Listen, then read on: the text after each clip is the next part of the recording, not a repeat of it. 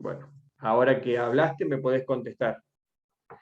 ¿De qué se trataba básicamente el método de distribución de momentos?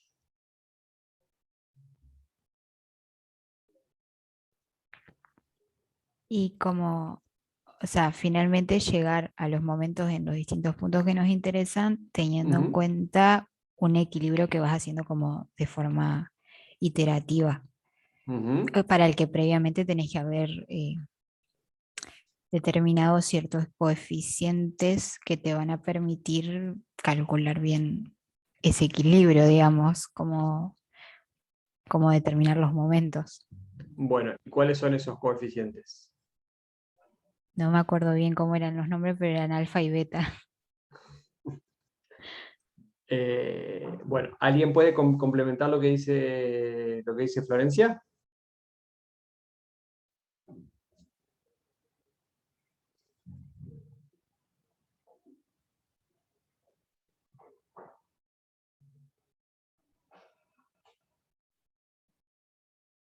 Bueno, veo que es la vocera del curso, o sea que habla por todo el mundo. O sea que bueno, vamos a tomar como lo que dijo.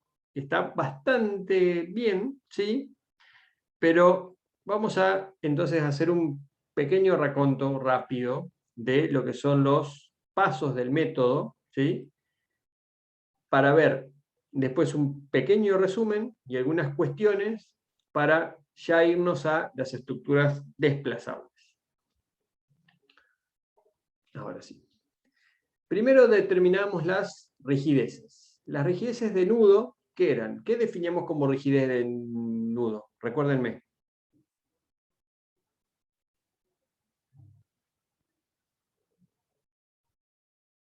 ¿Qué era la rigidez de nudo? Que tenía una definición precisa en la metodología. ¿Qué era la rigidez de nudo?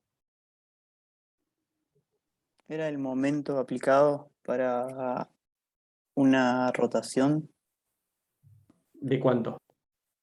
eh, unitaria. Unitaria, exactamente. Era el momento aplicado en el extremo de una barra para producir en ese extremo de esa barra una rotación unitaria. Entonces, lo primero que hacíamos era determinar las rigideces de nudo de cada una de las barras que concurrían a cada uno de los nudos donde habíamos colocado qué. Porque Retenes. habíamos colocado qué. No te Los escuché, Martina. retenes. Los retenes. Ahora sí. Bien. Entonces, y si colocamos los retenes acá en B y en C, ¿qué pasaba en B y en C? ¿Por qué colocamos retén en B, en C, no colocamos un retén en A y no colocamos un retén en D?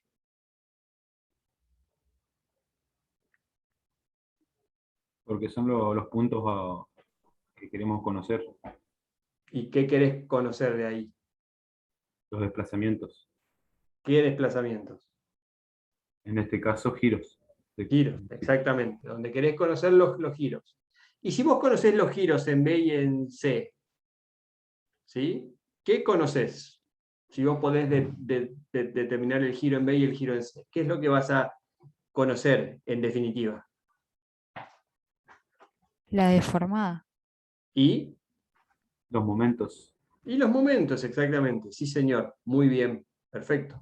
Acuérdense, si uno vuelve al método de las incógnitas cinemáticas, ¿qué decía? ¿Qué era lo que terminaba calculando a fin de cuentas? Eran los XY, que eran ¿qué? Los valores de las incógnitas cinemáticas. Y si conocían los valores de las incógnitas cinemáticas por medio de las ecuaciones que relacionaban los momentos de extremo de barra con los momentos de empotramiento perfecto y con los giros de nudo y de cuerda, podía determinar los momentos en los extremos de todas las barras, con lo cual podía calcular el equilibrio de todas las barras y podía calcular la distribución de esfuerzo interno de la estructura completa. ¿Sí? ¿Por qué yo no coloco un retén en A? ¿Y por qué no lo coloco en Porque, D? porque no son incógnitas para nosotros. O sea, digamos, el giro en D, ¿cuánto vale? 0. 0. 0. O sea que ese giro en D sí lo conozco. El giro en A, ¿es importante que yo lo conozca o no? Sí, pero depende del giro en B. Exactamente. O sea, es importante que yo lo conozca, por ejemplo, si quiero calcular la deformada de la estructura, pero si yo conozco el giro en B, puedo conocer el giro en A, con lo cual no es una incógnita cinemática independiente. ¿Es incógnita cinemática? Por supuesto, porque tiene un valor distinto de 0. O sea, yo en D, yo conozco cuánto vale el giro en D. O sea que ya no es una incógnita, pero no conozco cuánto vale el giro en A, con lo cual es una incógnita, pero no es una incógnita que sea independiente y que yo necesite conocerla para conocer la distribución de esfuerzos internos en la estructura. Bueno, ¿para qué calculo yo las rigideces de nudo? ¿Cuál es el objetivo? ¿Cuál es el sentido de calcular las rigideces de nudo?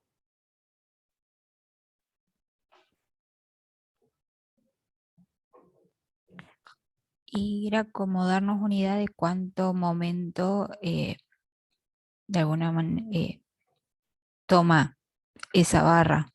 O sea, ¿la rigidez de nudo me da una idea de cuánto momento toma la barra? ¿Quién me da idea de cuánto momento toma esa barra? ¿La rigidez del nudo o el coeficiente de distribución? El coeficiente de distribución.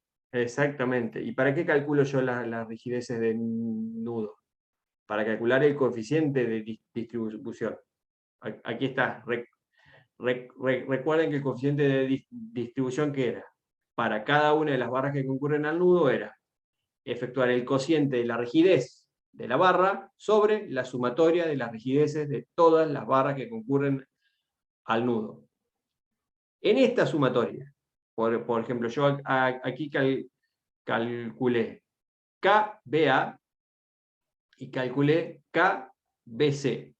Entonces yo digo, la sumatoria de las rigideces de nudo de las dos barras que concurren a B, ya que tendría que sumar KBA más KBC y me da esto. ¿Qué pasa si yo ahora a ver si puedo escribir, acá puedo escribir. ¿Qué pasa si yo acá digo, bueno, qué pasa si acá hay una barra más, hay una barra, ¿sí?, que se une acá en B, ¿sí?, al cual hay una carga aplicada así, una carga de 10 kN aplicada así, con lo cual tendría una barra BE, así, ¿sí? Entonces, al nudo B concurrirían, entonces al nudo B concurrirían las barras AB, la barra BE y la barra BC.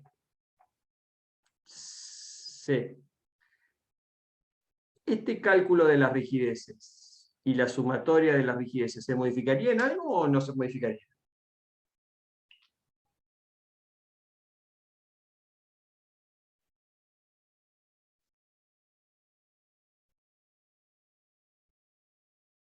Sí se modificaría.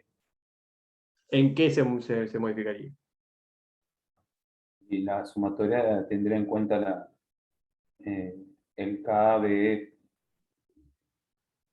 Supongamos que esta barra B tiene una longitud, vamos a decir, una L de 2 metros y la misma rigidez E por I.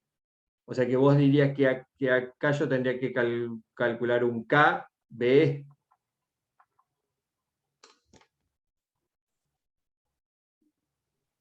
Sí. Y sumarlo al KBA y al KBC. ¿Todos están de acuerdo con Luciano?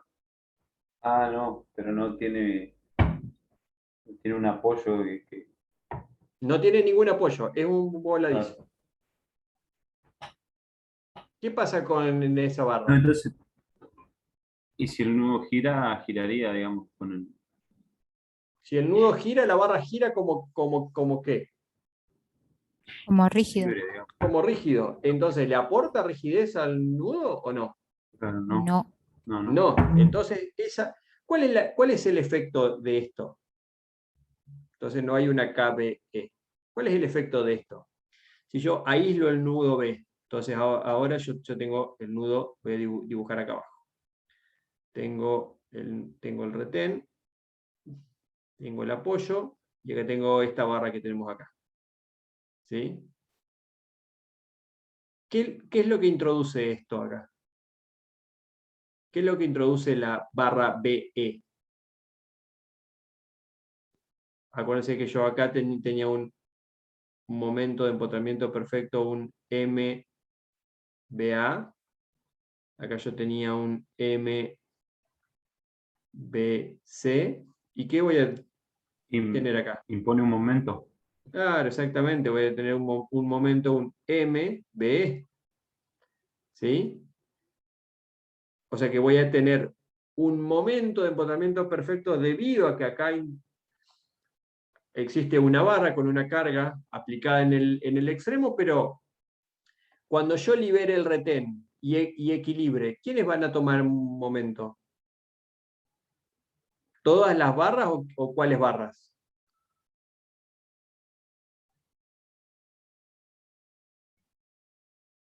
BA y BC. Exactamente. Exactamente. ¿Se entiende esto? ¿Se entiende?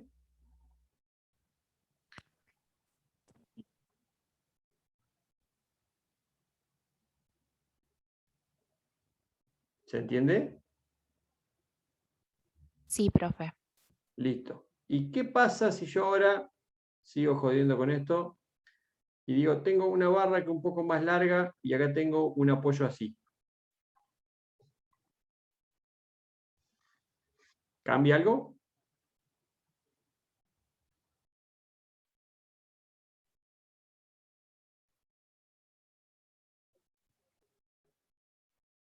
No, ¿Por qué no?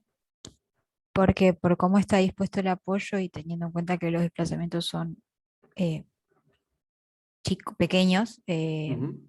el movimiento como que no generaría una deformación angular, digamos. Exactamente. O sea, este apoyo móvil dispuesto de esta manera hace que si este nudo gira, el nudo B gira, este extremo solamente se desplaza. ¿Sí?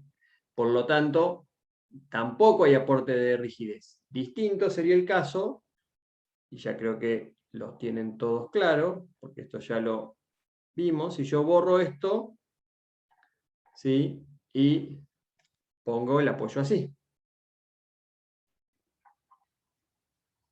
¿Ahí cambiaría la situación o no?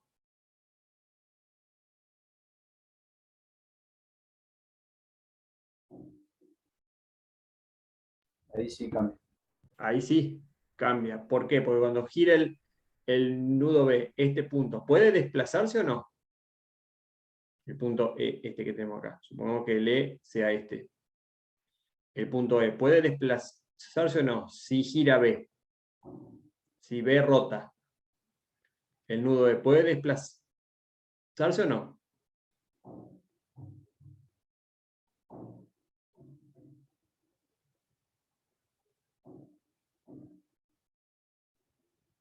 Si antes no podía. Ahora, si antes podía desplazarse. Ahora, ¿sigue pudiendo desplazarse o no?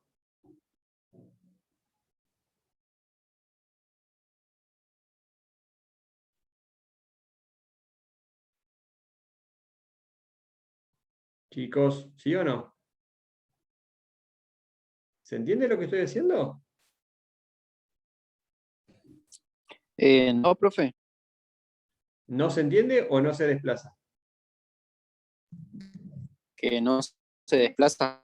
No se desplaza, exactamente. Entonces ahí sí, tendría que sumar una rigidez de la barra B, y acá en este K tendría que ser KBA más KBC más KBE.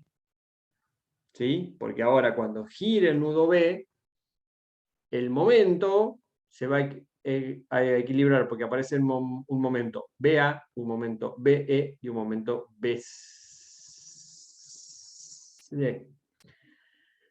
Bien, calculo las rigideces de nudo, entonces, y calculo los coeficientes. ¿Qué representan estos coeficientes? Los coeficientes de distribución.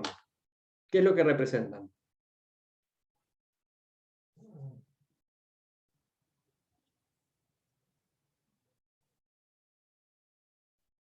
¿Qué es lo que representan los coeficientes o factores de distribución?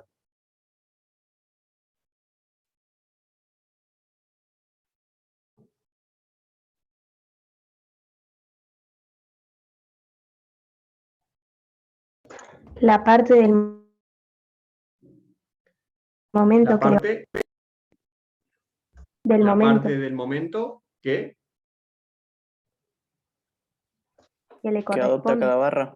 le corresponde a cada barra. Exactamente. O sea, ¿cuánto es la porción del momento desequilibrante que corresponde a cada barra?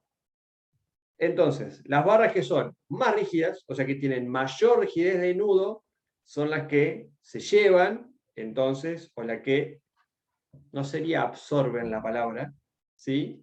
O donde se producen los mayores momentos. Las menos rígidas es donde se producen los menores momentos. Con lo cual, resulta resulta un concepto súper importante. ¿Por qué?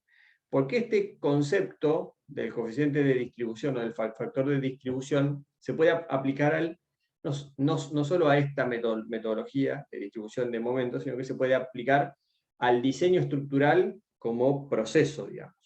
Entonces, si ustedes tienen que encarar, por ejemplo, como el caso del trabajo práctico integrador, el diseño de una estructura, ustedes piensen que los esfuerzos internos se van a canalizar por los elementos que más rigidez tengan o para los cuales se haya dispuesto la mayor cantidad de rigidez.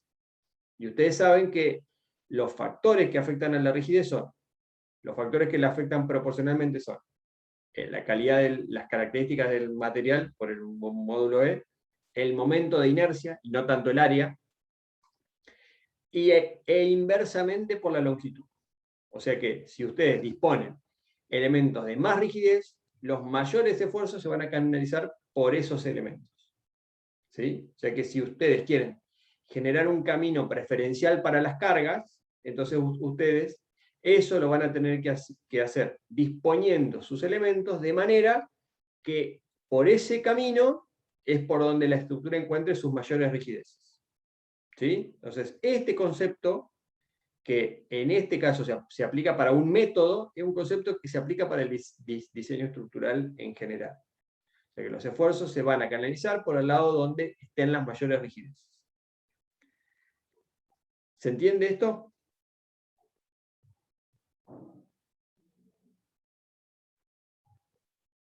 Sí, profe. Bien. Una vez que tengo los factores de distribución, que los pongo en los extremos de barra correspondientes, tengo que colocar los coeficientes de inducción. ¿Qué son los coeficientes de inducción? ¿O qué representan los coeficientes de inducción?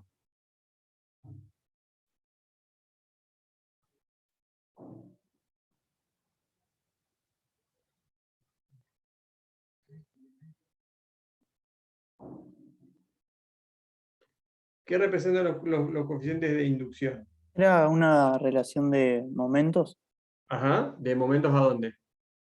en la barra. ¿En qué lugar de la barra? En los extremos.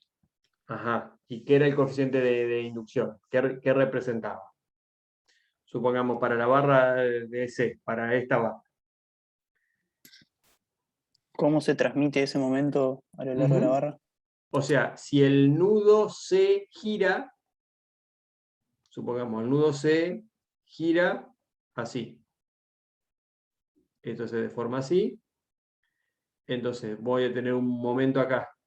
Vamos a llamar momento CD. Y acá, como esto no gira, voy a tener un momento DC. Vamos a borrarlo de acá. MDC sobre MCD era igual a beta CD. que me decía cuánto vale este momento, el DC, en función del momento CD, que es el momento que se genera en el extremo que gira. O sea que en definitiva, el coeficiente de inducción lo que me dice es cuánto vale el momento en el extremo opuesto o alejado al que gira, en función de cuánto el momento en el extremo que está rotando. ¿Sí? Y ese coeficiente vale 1/2, ¿sí? ¿Para cuáles casos de barras? Para donde yo tengo en el extremo alejado o un empotramiento, como este caso que tenemos acá, o cuando tengo un retén. Cuando tengo un extremo alejado apoyado, como es esta barra que tenemos aquí, si el nudo B gira, el momento que se genera en A para cualquier momento que se genere en B vale 0 porque tenemos un extremo articulado, por lo tanto el momento por lo tanto el coeficiente de inducción es nulo. Pero conceptualmente, el coeficiente de inducción me dice cuánto vale el momento en el extremo opuesto al que gira en función del valor del momento en el extremo que gira. ¿Sí? Eso es el factor de inducción. Bueno, acá habíamos visto cuánto valía el factor de inducción en el caso del extremo articulado, que se utilizaba solamente cuando existía un momento aplicado en el extremo articulado. O sea, cuánto vale el momento en B cuando actúa un momento aplicado en el extremo A que produce un giro phi sub A. Ese momento en B vale directamente 1/2 del momento en A. ¿Sí? Por lo tanto, el coeficiente de inducción en ese caso es 1/2. Este razonamiento se puede aplicar cuando podemos considerar este momento como un momento externo aplicado sobre la estructura para ver cuánto vale el momento de empotramiento perfecto en B, en este caso el MB, debido a un momento aplicado en A. ¿Sí? Es el razonamiento que se puede utilizar directamente. Bueno, esto, el coeficiente de inducción de D hasta C es nulo porque el extremo D, por tener un empotramiento, nunca gira. Por lo tanto, si nunca gira, no va a inducir nunca momento desde D hasta C. Por lo tanto, este coeficiente de inducción era nulo. Calculamos los momentos iniciales, los momentos de empotramiento perfecto, cuando estaban colocados ambos retenes. Y después, ¿qué es lo que empezábamos a hacer? Aplicamos el procedimiento de distribución. ¿Qué es lo que hacíamos? Buscábamos el nudo que tenga el mayor desequilibrio, ¿sí? En este caso, el nudo que tiene el mayor desequilibrio es el nudo C, con un momento de menos 88,02. Quitamos el retén en C, dejamos colocado el retén en B, el nudo gira. Cuando el nudo gira, se deforman angularmente las barras que concurren al nudo.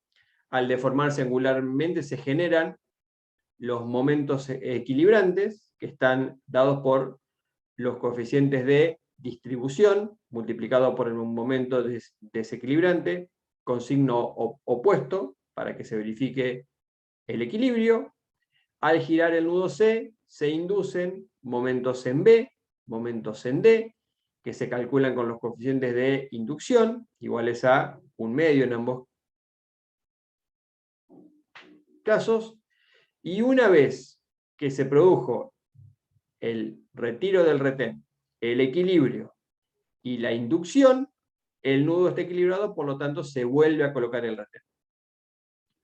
Si se vuelve a colocar el retén, ahora el nudo C quedó equilibrado y me tengo que ir al nudo B. En el nudo B, ahora el momento desequilibrante va a ser la suma algebraica de los momentos de empotramiento perfecto más el momento inducido por el equilibrio anterior del nudo C, que es el que hice en primer lugar. En el procedimiento anterior, el nudo C giró un primer valor, ¿sí? Y ese valor del giro inicial del nudo C se podía calcular mediante esta expresión, que ya la conocíamos, que era igual al momento desequilibrante sobre la sumatoria de las rigideces de las barras que concurrían al nudo, y entonces este procedimiento es el que se aplica repetidamente.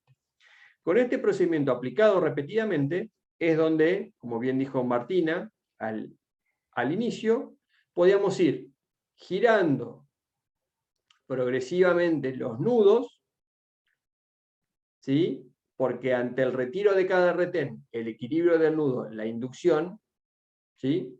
Ese nudo va girando. En principio gira mucho y después gira cada vez menos. ¿Por qué?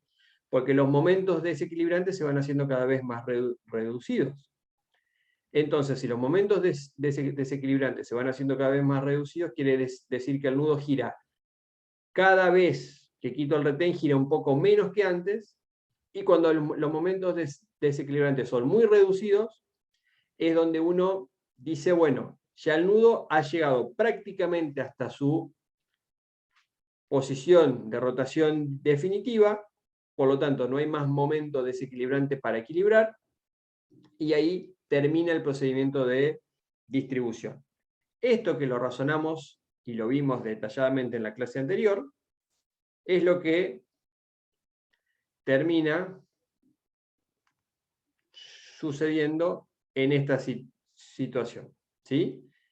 Fíjense que los momentos desequilibrantes son cada vez más reducidos. Fíjense que empezamos con un momento de 88, independientemente que si es positivo o negativo, que lo único que me dice es si ha girado en sentido horario o en sentido antihorario. Y llegamos a un último momento desequilibrante de 0,08, donde ya vemos que acá tendríamos que inducir un momento de más 0,025, con lo cual es muy reducido, por lo tanto terminamos con las iteraciones con el último retiro del retén en B, y el equilibrio y ya lo dejamos ahí. Fíjense que llegué a la posición definitiva de rotación de los nudos después de iterar 3 veces en el nudo C, de iterar 3 veces en el nudo B. Por lo tanto, para conocer los momentos finales en los extremos de barra y consecuentemente los nudos de la estructura, lo que tengo que hacer es sumar algebraicamente los momentos de empotramiento perfecto y todos los momentos equilibrantes en cada uno de los nudos de la estructura. Fíjense que cuando yo sumo, en el nudo B, tengo un momento MBA de menos 118, un momento BC de 118, con lo cual el nudo obviamente está en equilibrio. Lo mismo con el nudo C, donde el nudo también está en equilibrio, y tengo un momento en el extremo DC, que es el extremo empotrado de la estructura. Una vez que tengo los momentos finales, puedo seguir exactamente igual como seguía con el método de las incógnitas cinemáticas, equilibrando barras, equilibrando nudos y determinando en su caso las reacciones de vínculo y los esfuerzos normales si fuera una estructura porticada, pero el procedimiento sigue exactamente igual. Si yo quiero calcular las rotaciones finales en los nudos, lo que tengo que hacer tengo que sumar las rotaciones de cada uno de los nudos de la estructura, donde cada rotación es el momento de desequilibrio en cada una de las iteraciones para cada uno de los nudos, dividido por la rigidez del nudo en cuestión. Fíjense que si yo sumo para todas las que se produjeron en el nudo C y todas las que se produjeron en el nudo B, tengo que el nudo C rotó en sentido antihorario, porque el signo es negativo sobre el nudo. En B lo mismo, pero en el nudo C rotó mucho más que en B. Fíjense que rotó 71 contra 12, por lo tanto la rotación en C es una rotación mucho más importante, lo cual resulta bastante lógico desde el punto de vista conceptual, porque en B yo tendría una rotación en sentido antihorario para la carga concentrada y una rotación en sentido horario inducido por la carga distribuida. Y en C solamente tengo una rotación en sentido antihoraria, inducido por la carga distribuida. En el tramo CD no tengo ninguna carga, por lo tanto es lógico que el nudo C rote mucho más de lo que rota el nudo B. En este caso unas 5 o más de 5 veces más lo que rota el nudo C de lo que rota el nudo B. Por lo tanto, esto que es el resultado del procedimiento numérico se corrobora con el comportamiento de la estructura. Bueno, aquí tenemos el equilibrio, los esfuerzos de corte, los momentos flectores, la deformada. Fíjense que acá se aprecia claramente la mayor rotación que tenemos en C respecto de la de B. Pero lo más importante son estos comentarios, que es a donde quería llegar. ¿Cuándo detenemos el proceso de distribución? Bueno, lo detenemos cuando los momentos inducidos sean lo suficientemente reducidos. Con lo cual, si los momentos inducidos son suficientemente reducidos, los sucesivos giros que se van a producir en los nudos también son reducidos. Por lo tanto, ya yo tendría que ya poder darme cuenta y definir cuándo tengo que detener el proceso iterativo. Esto es importante porque si yo sigo el proceso iterativo, no voy a tener dudas que voy a llegar a valores más parecidos a los valores definitivos de los momentos, los nudos, porque está claro que se demuestra matemáticamente que el proceso es convergente. O sea, yo puedo demorar un poco más, un poco menos, pero siempre voy a llegar a, o sea, siempre voy a converger a la solución exacta. Por lo tanto, en general, no son necesarias tantas iteraciones, sino que con un número bastante reducido de iteraciones es posible llegar a los giros definitivos y a los momentos finales. Al final del proceso tengo que chequear el equilibrio en los nudos como verificación, porque eso es lo que me va a dar la pauta de que el proceso de distribución está correctamente hecho. Es importante que no solamente, o sea, o no, a ver, para decirlo bien, la verificación del equilibrio no es una condición suficiente para que la estructura esté bien resuelta. Es una condición necesaria, pero no suficiente. ¿Y por qué no es suficiente? Porque yo puedo llegar al equilibrio partiendo de momentos de empotamiento perfecto incorrectos, porque en definitiva son datos del problema.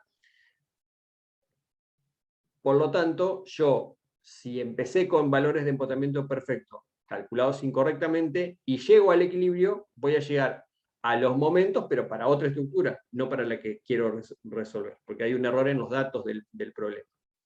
Entonces siempre tengan en cuenta chequeen que los datos estén bien, o sea, que los momentos de empotamiento perfecto estén bien calculados, que las rigideces de nudo estén bien calculadas, que los factores de distribución estén bien calculados, que la suma de los factores de distribución sea 1, que estén bien puestos los coeficientes de inducción. Y si después llegan al equilibrio en los nudos, ahí se van a dar cuenta que la estructura está correctamente resuelta. Pero tengan en cuenta que si parten de datos incorrectos, aunque lleguen al equilibrio, la estructura está mal resuelta. O sea que, repito, el equilibrio es algo que sí o sí hay que chequear, porque es condición necesaria, pero no es condición suficiente. Los momentos finales resultan igual a la suma de los momentos iniciales, o sea, los momentos de empotamiento perfecto, más los producidos por las distintas rotaciones de ese nudo y de los demás. Y aunque el método no permite apreciarlo explícitamente, sino que lo hemos ido comentando, llegamos a la posición final de los nudos por medio de rotaciones sucesivas de cada nudo, de a uno a la vez, por lo cual, ante cada rotación, se generan momentos equilibrantes, momentos que se inducen, y esos momentos equilibrantes y momentos inducidos son los que van a darme al final de la cuenta, por la suma algebraica, los momentos finales los nudos, o sea que todo ese procedimiento me permitió llegar a resolver, por medio de aproximaciones sucesivas, el sistema de ecuaciones que se me planteaba cuando resolvía una estructura como esta con el método de las incógnitas cinemáticas. Bueno, el proceso de distribución es siempre convergente, lo acabamos de decir. Desde el punto de vista operativo siempre conviene quitar retenes según sean los momentos desequilibrantes, comenzando por el mayor en valor absoluto y continuar en orden decreciente con criterio similar. Que ustedes vayan en distinto orden no significa que no lleguen a la solución. El procedimiento tiene una convergencia un poco más reducida, o una velocidad de convergencia, así se dice, más reducida, pero en definitiva van a llegar al mismo resultado, pero lo cual van a tener que, o para lo cual van a tener que iterar un poco más de veces. Y lo que nos da pie para la presentación que sigue es que el proceso es aplicable directamente para estructuras sin giros de cuerda. O sea, que solo tenga giros de nudo y por lo tanto que sean estructuras indesplazables. Recuerden que las estructuras que tienen grados de traslación distintos de cero se llaman también estructuras desplazables, y las estructuras que tienen como incógnita cinemática solamente giros de nudo se denominan estructuras indesplazables. Bueno, el método de distribución de momentos es aplicable directamente para estructuras indesplazables, o sea, estructuras donde el grado de traslación sea nulo, porque no tenga giros de cuerda, que son todas cuestiones análogas.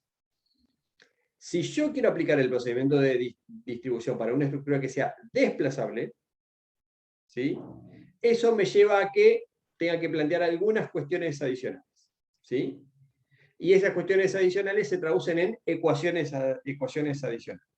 Por lo tanto, ahora después que hagamos un pequeño cortecito, ¿sí?, así busco un poco de agua, refresco un poco la voz, después que hagamos un intervalo de unos 5 o 7 minutos, vamos a empezar a ver resolución de estructuras desplazables por distribución de momentos, o sea, estructuras donde existen giros de cuerda, por lo tanto tengo que hacer algunas cosas más para poder resolverlas.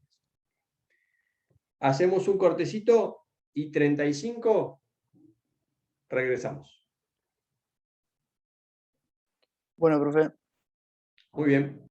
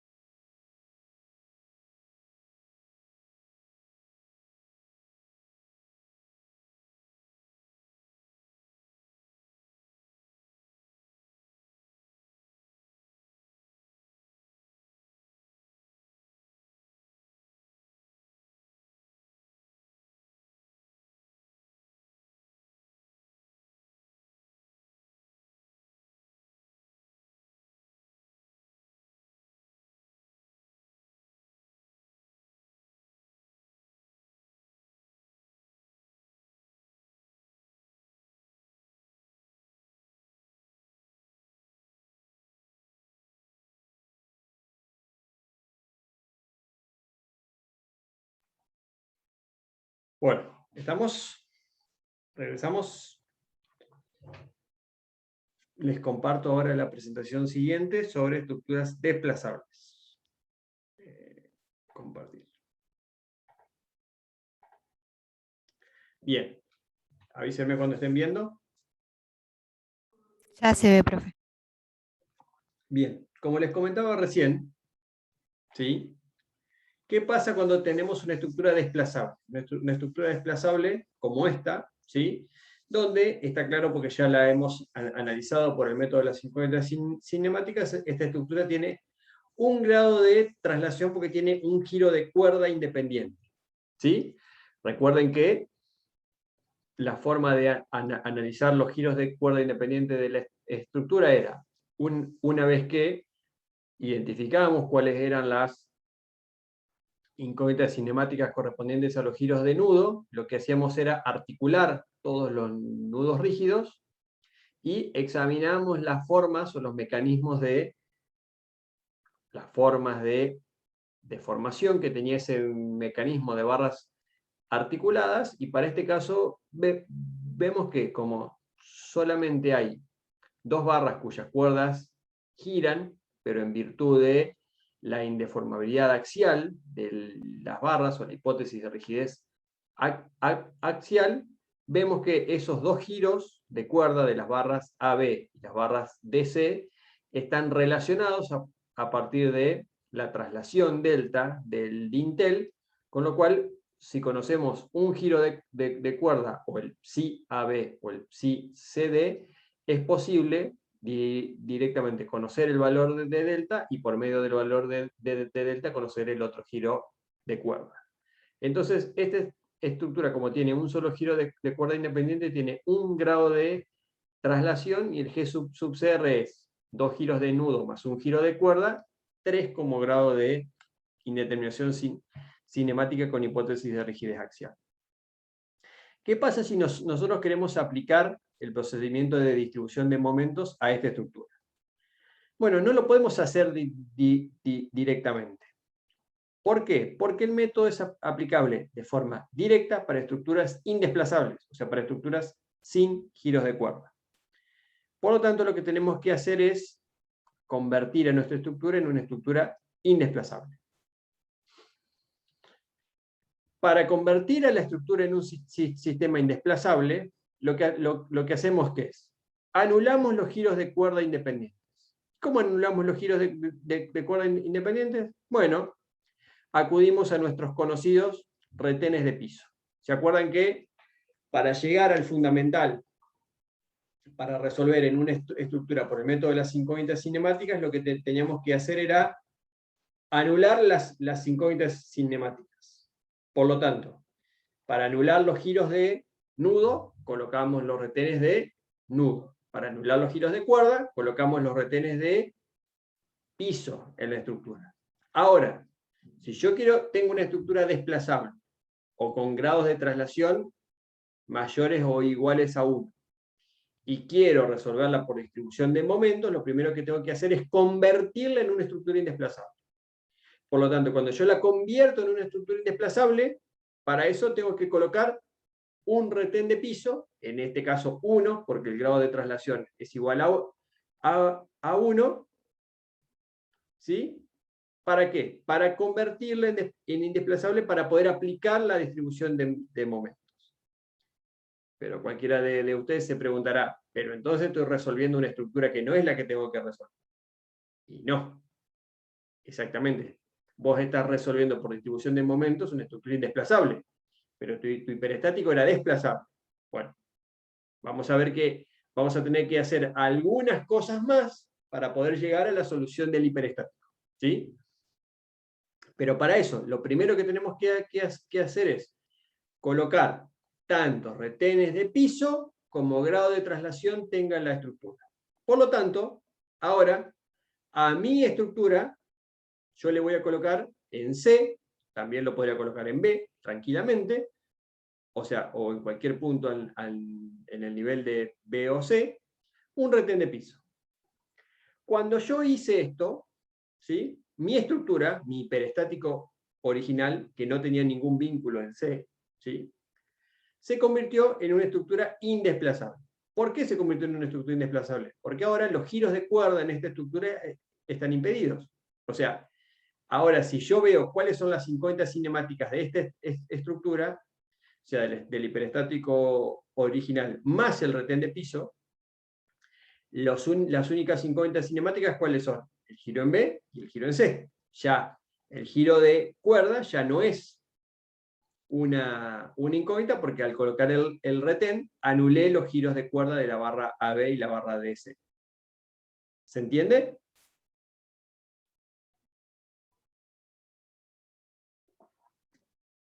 ¿Me van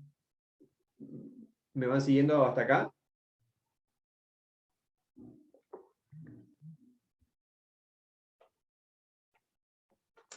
Chicos, ¿me van siguiendo? Sí, profe. Bien. Entonces, a esta estructura, con las cargas aplicadas y con el retén de piso colocado, este estado lo vamos a llamar el estado 0. ¿Sí? Entonces, ahora sí, a esta estructura, al estado 0, yo sí le puedo aplicar el procedimiento de distribución de momentos. ¿Por qué se lo puedo aplicar? Porque es una estructura indesplazable. ¿Sí? ¿Por qué? Porque tiene colocado este retén de piso. Cuando yo resuelvo el indesplazable mediante distribución de momentos, o sea, cuando yo llego al estado, los momentos finales de nudo, aplicando distribución de momentos, ¿sí? Entonces yo llegaré a unos momentos como estos. MBC, CB, CD, BA y AB para las cargas exteriores y considerando la estructura indesplazable.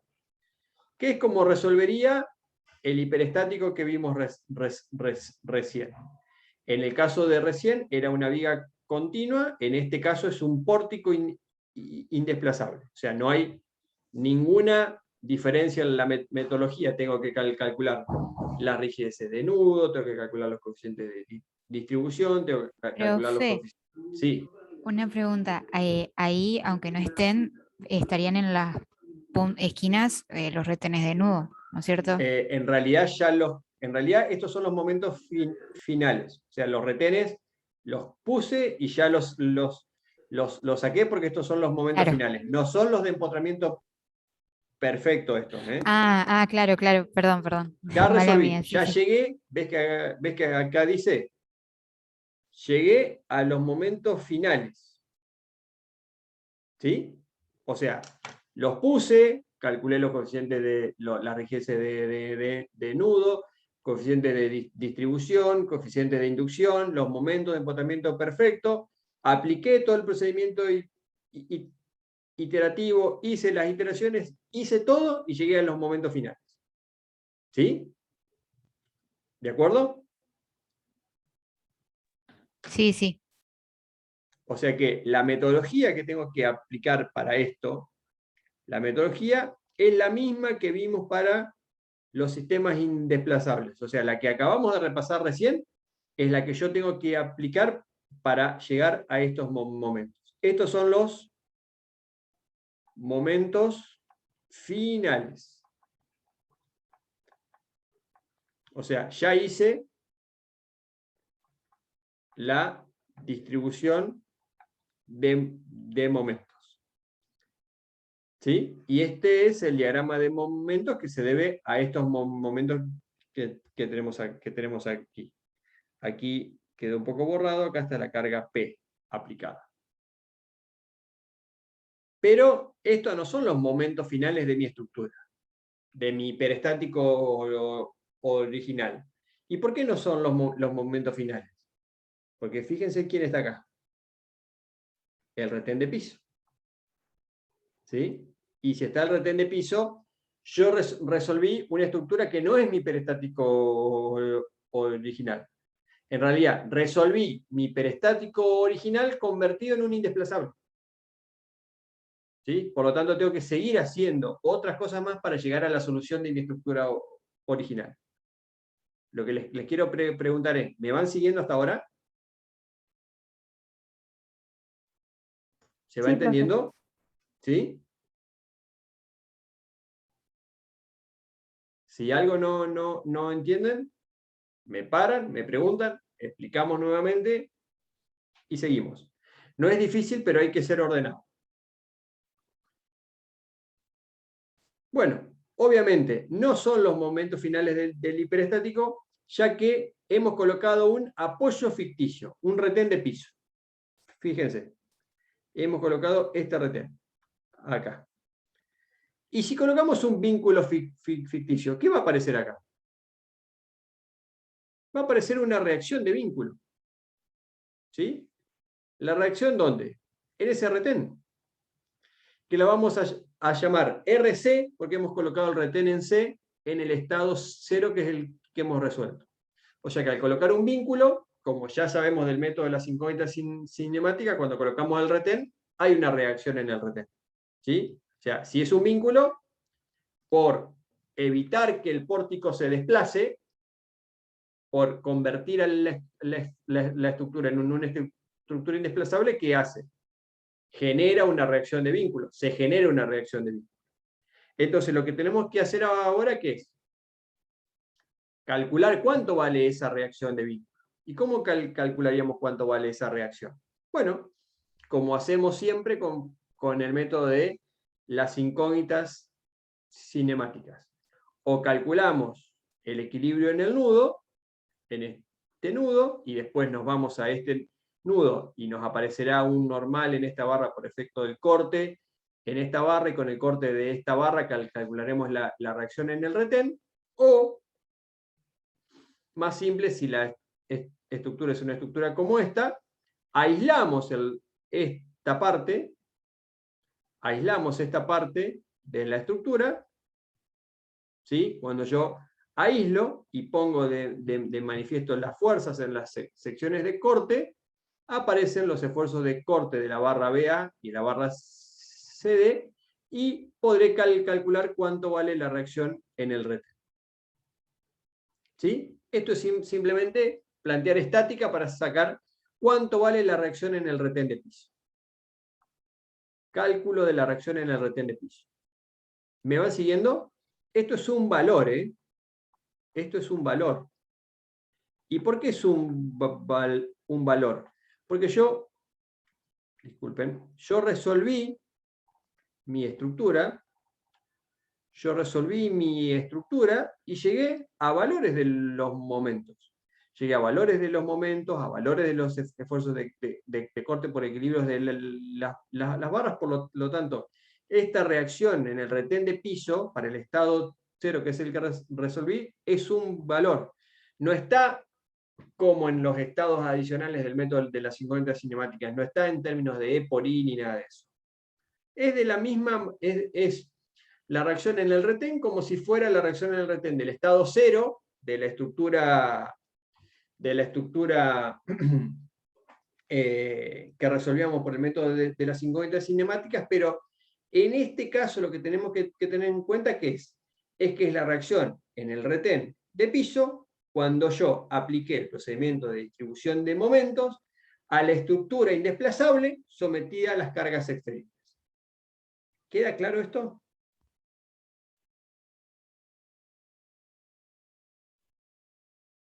¿Me van siguiendo hasta ahí?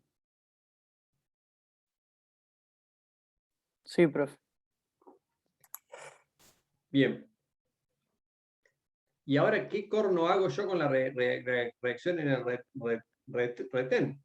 Y en definitiva lo que yo dije es que ese retén no existe, sino que es un vínculo ficticio que yo coloqué para poder aplicar el procedimiento de distribución de momentos. Pero, y bueno, ¿y ahora qué hacemos con esto? Bueno, lo que yo puedo hacer, ¿qué es? Yo podría decir, por superposición de efectos, que la solución de mi estructura hiperestática original es la suma de el estado 0 que yo resolví, donde tengo una reacción en el retén de piso, que es esta, que yo calculé recién, esta es la que yo calculé. Esta es la calculada. ¿Sí? Y yo puedo decir, ¿qué pasa si yo ahora le sumo a lo que yo resolví un estado donde coloco esta carga, que yo sé qué valor y qué sentido tiene, si la coloco al revés?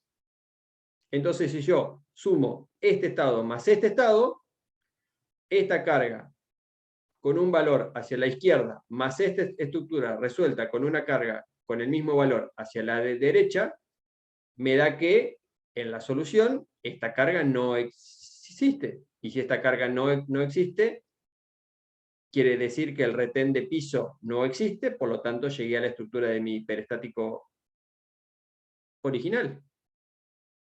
¿Se entiende esta superposición?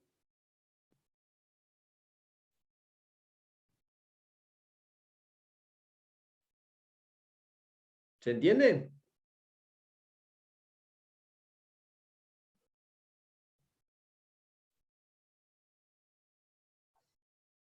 Sí, ¿Sí? Bien. Entonces, ahora, esto ya lo tengo. Esto ya lo tengo. Esto lo tengo resuelto. Ahora tengo que concentrarme en resolver esto. ¿Cómo se les ocurre que se puede resolver esto? Es una estructura sometida solamente a una carga, ¿sí?, al nivel del retén de piso, pero sin las cargas exteriores, porque yo las cargas exteriores ya las consideré en el primer estado. Bueno, vamos a concentrarnos en ver cómo resolver este estado. Porque si yo resuelvo este estado, y yo le sumo después el estado que ya resolví, tengo la solución de mi estructura hiperestática original. Entonces, vamos a ver, yo tengo que resolver esta estructura. Está claro que para este estado de cargas que tengo aquí, esta estructura se va a deformar aproximadamente como esto y se va a producir un desplazamiento. Se va a producir un desplazamiento delta, cuyo valor no conozco, ¿sí? Pero es claro que la estructura se va a deformar de esa manera. Bajo este desplazamiento delta, producto de esa fuerza, se va a producir un diagrama de momentos como este. Fíjense, es bastante razonable ¿por qué? Porque en la columna, en el extremo inferior, la tracción está del lado exterior, en el extremo superior la tracción está del lado interior, en la viga, en B la tracción está del lado inferior, en C la tracción está del lado superior, y la columna CD, al estar articulada, al no haber un cambio de curvatura, toda la tracción está del lado exterior. Como yo no conozco cuánto vale el desplazamiento delta, yo no puedo calcular cuánto valen todos estos momentos, porque todos estos momentos están en función de delta. ¿Sí? Por lo tanto, si yo no conozco delta, no conozco cuánto valen los momentos. Pero vamos a hacer un artilugio propio de la resolución de las estructuras para ver cómo podemos resolver esto. Yo, ¿qué es lo que voy a hacer? Voy a volver a colocar mi retén de piso. Lo voy a colocar nuevamente. Entonces lo que voy a hacer es, ¿qué pasa si yo a la estructura con el retén de piso colocado le doy un desplazamiento arbitrario en correspondencia con ese retén? Cosa que yo ya conozco porque ya lo hice del método de las deformaciones, del método de las 50 cinemáticas. Entonces, ¿qué hago? Coloco el retén y le doy un desplazamiento unitario a ese retén. ¿Sí? Pero lo que voy a hacer, ¿qué es? Además de colocar el retén de piso, voy a colocar también los retenes de nudo. ¿Y qué sucederá cuando yo le doy entonces a la estructura con los retenes de nudo y los retenes de piso, ¿qué pasará cuando yo le doy un desplazamiento? Bueno, ese desplazamiento, por hipótesis de rigidez axial, será el mismo desplazamiento que tenemos aquí. Entonces, este punto se vendrá aquí, el retén también se vendrá aquí. Aquí tendremos un desplazamiento de esta forma. Aquí tenemos un desplazamiento de esta manera, y esto se deformará así. Acá va a pasar el retén nuevamente. ¿Y qué se van a generar acá? En las barras que se deformaron angularmente. ¿Qué es lo que van a aparecer? Y van a aparecer los momentos. Van a aparecer estos momentos y van a aparecer este momento. ¿Sí? Esos momentos, ¿sí? Sabemos, este lo vamos a llamar momento BA, que está en función de delta igual a 1, y este momento AB, que también está en función de delta igual a 1, y este momento CD, que también está en función de delta igual a 1. Esos momentos ya los sabemos calcular. Pues no perdamos de vista, todavía, ojo, recordemos, porque si no nos empezamos a perder, que nosotros lo que queremos resolver es esta estructura. Esta estructura. Esto es lo que nosotros intentamos resolver. Esto. Esto es lo que yo quiero resolver. Esto es lo importante. ¿Sí? Yo sé que bajo este estado de cargas aparece un desplazamiento de delta. Entonces yo lo que voy a decir es, bueno, yo voy a intentar reproducir esto, pero en vez de aplicar el desplazamiento delta, que yo no conozco, voy a aplicar un desplazamiento unitario. Entonces yo, para reproducir este estado, yo voy a proponer un estado. ¿Sí? Este estado, si yo vuelvo una filmina hacia atrás, este estado yo lo llamaba estado 1'. Este, de acá, era estado 1'. Yo lo que voy a hacer ahora es, en vez de resolver el estado 1', que no lo puedo resolver, yo voy a resolver un estado 1. Este estado 1. En el estado 1, yo voy a proponer un delta, pero voy a proponer un delta igual a 1. O sea, no voy a proponer el delta igual al valor que correspondería a la fuerza que estoy aplicando. Voy a proponer un desplazamiento delta igual a 1. Ahora, pregunto, en este estado, ¿los nudos están en equilibrio?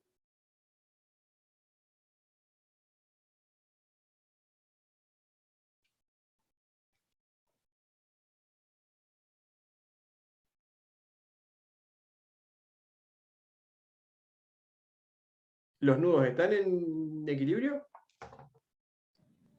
Y no, ¿Por qué no? Porque están colocados nuestros amigos los retenes. Está colocado este, está colocado este. Por lo tanto, ¿qué voy a poder hacer para equilibrarlo? Bueno, voy a aplicar el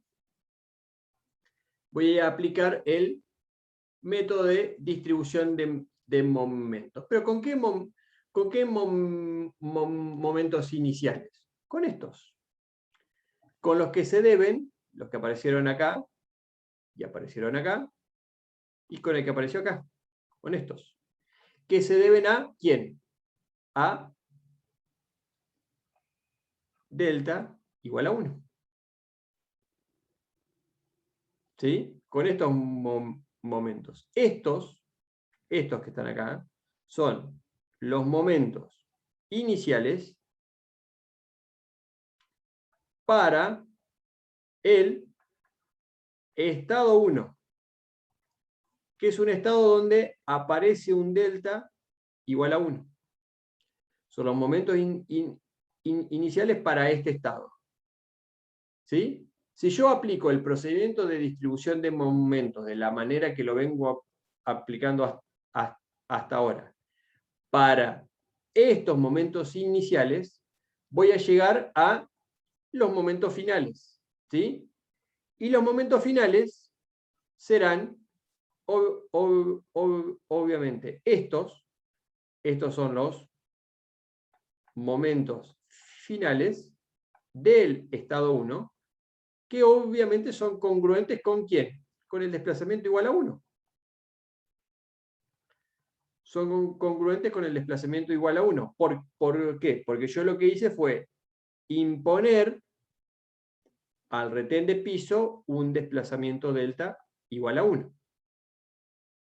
¿Sí? Entonces, estos momentos, que son los momentos finales, que los calculé partiendo de los momentos iniciales por giros de cuerda, vuelvo hacia atrás, por giros de cuerda debidos al desplazamiento propuesto, esos momentos finales, que son estos, entonces son congruentes con ese desplazamiento. ¿Sí? Con ese desplazamiento propuesto del vínculo. Recapitulo.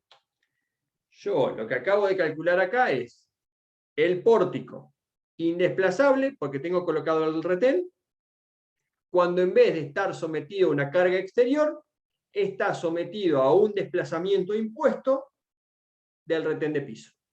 O sea, en vez de estar sometido a una acción estática, está sometido a una acción cinemática. ¿Cuál es la acción cinemática? Es el desplazamiento impuesto del retén de piso, una magnitud delta igual a 1. ¿Por qué método lo resolví? Por distribución de momentos, porque es el que estoy aplicando. O sea que hasta ahora, en resumen, ¿qué hice? Apliqué distribución de momentos para resolver un estado 0 y un estado 1. El estado 0 es el pórtico con el retén de piso, o sea, la estructura indesplazable, sometido a las cargas exteriores. Llegué a los momentos finales de ese estado.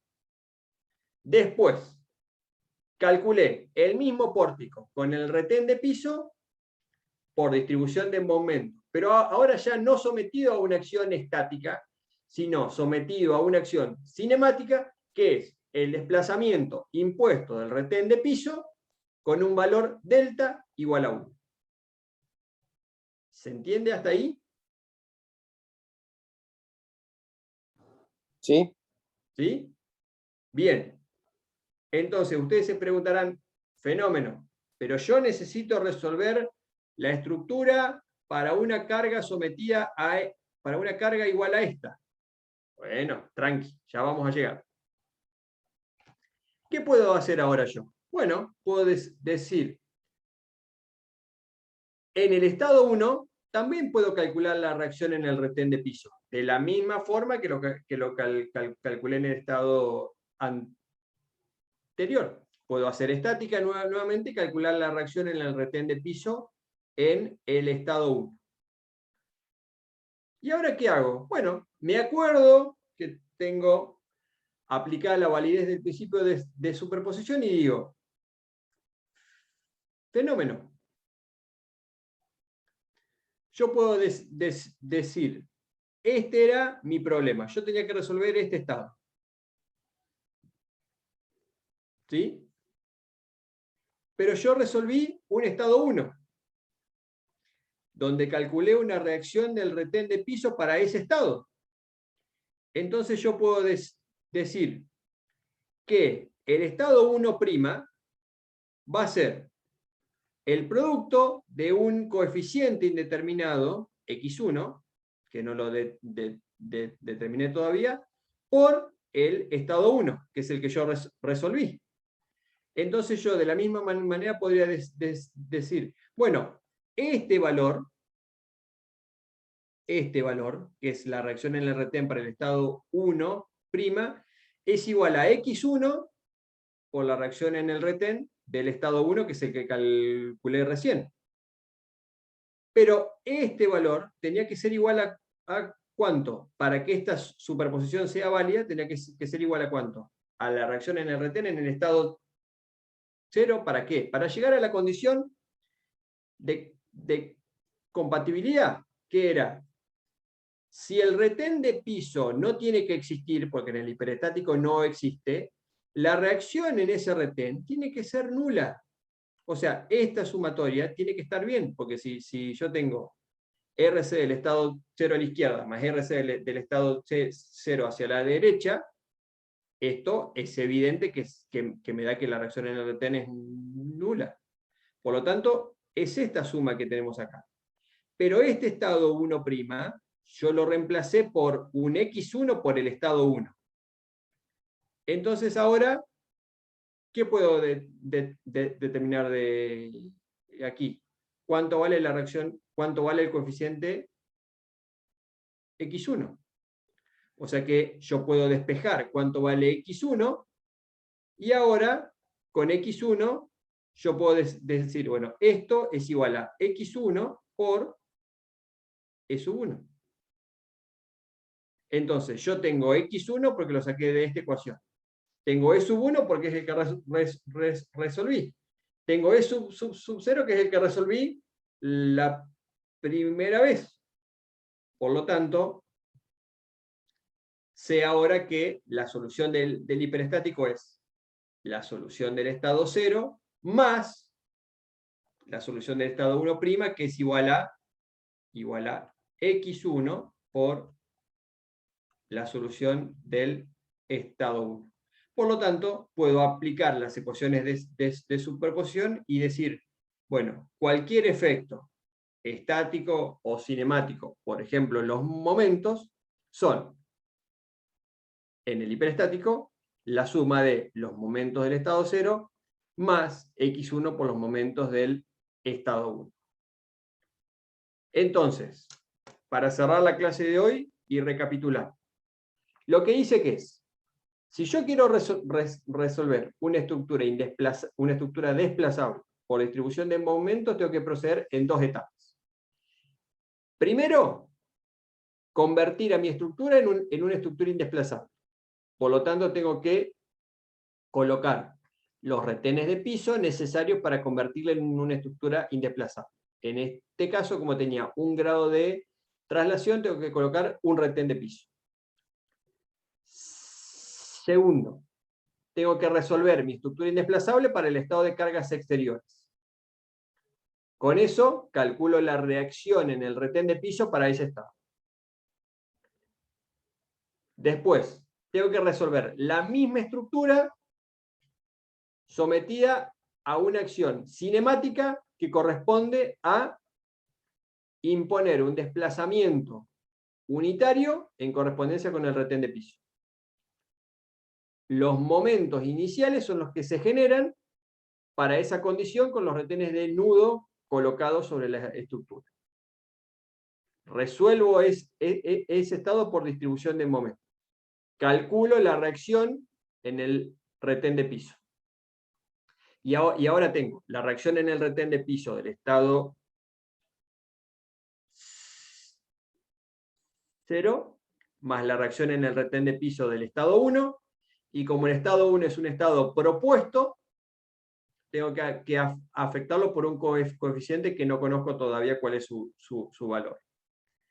La condición de compatibilidad es que la suma de la reacción en el retén del estado 0 más X1, coeficiente indeterminado, por la reacción en el retén del estado 1, propuesto, es nulo.